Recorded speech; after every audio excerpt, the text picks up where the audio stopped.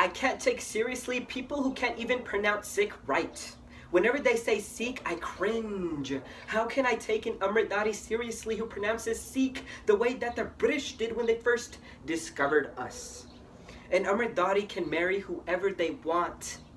When I hear practicing homosexual, it sounds like you're practicing homophobia through your cishet patriotic lens. Do you practice heterosexuality? What is that? These statements are microaggressions, a form of homophobia, a form of discrimination. A queer Sikh is not impure because they love the same gender. If anything, they are even more pure because they are not afraid to express their love. And love is the most pure thing to exist. So how can any Sikh deny another Sikh the right to love? The whole concept of marriage between man and woman is rooted in homophobia and whiteness. The British colonized India and parts of Sikhi with their cishet patriarchy and thinking. In Sikhi, Paramatma is without rang, without roop, nirpo, nirvad, without any form. Paramatma is a formless and genderless being.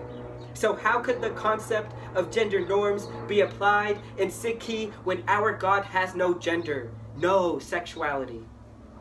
Should have stopped at, Paramatma doesn't talk about homosexuality, because you're right. In the Shri Guru Granth Sahib Ji, Paramatma doesn't mention homosexuality. Why does it go back to sex? Why are queer Sikhs seen as sexual objects?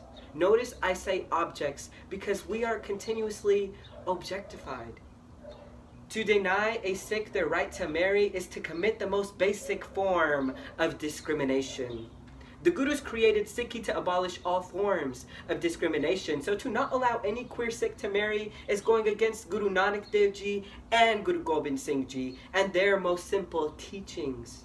That's why we have Langar and Gurdwara and Seva. Paramatma never said only man and woman can marry. Paramatma never created gender roles. Human created gender roles. The Gurus did not care who you were, even as an Amritdhari. And to deny any Sikh their right to take Amrit is committing pap. To police another Sikh's journey, Amritdhari or not, is literally committing pap. Where in Sikhi does it say that the Sikh becomes the master or the teacher or the Guru? Never. Because we will always be Sikhs. We will always be considered students. And we will never be on the same level as Guruji, but we can do our best to be. Sikhi today is based off of the men who control the narrative of what it means to be a Sikh. It is very cisgender, heterosexual centered, low-key anti-feminist because it is exclusionary. If your Sikhi denies any person in any way, it is not true Sikhi. It is not the Sikhi that the Gurus fought so hard for, that millions of Singhs and Kaurs died for. Amrit should not be only accessible to cisgender heterosexual Sikh men. Doesn't this sound familiar? Doesn't access sound familiar? Remember when Guru Nanak refused Hinduism because he did not believe that only some people had access to God.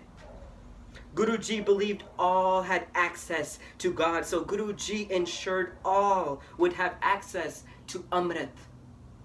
If Gurdwara means doorway to God, then I know I am allowed to take Amrit, and I know that I am allowed to be a queer transgender Sikh man because Sikhi emphasizes coexistence. We are all different, and Guruji knows this, which is why Guruji made it known that you cannot discriminate. Denying somebody access to Amrit based on their identity is discrimination. In other words, you're not being a Sikh when you tell other Sikhs that they can and cannot do this. Who made a Sikh a Guru?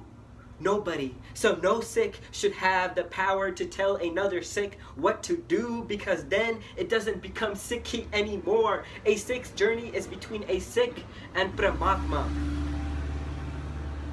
If anybody interferes in a Sikh's journey, they are literally being the blockage between the Sikh and Paramatma. Becoming a blockage in a person's spiritual journey is going against what a Gurdwara means, because a Gurdwara is meant to welcome all. What is more bop? Loving somebody of the same gender? Or denying a Sikh the right to take Amrit because they love differently?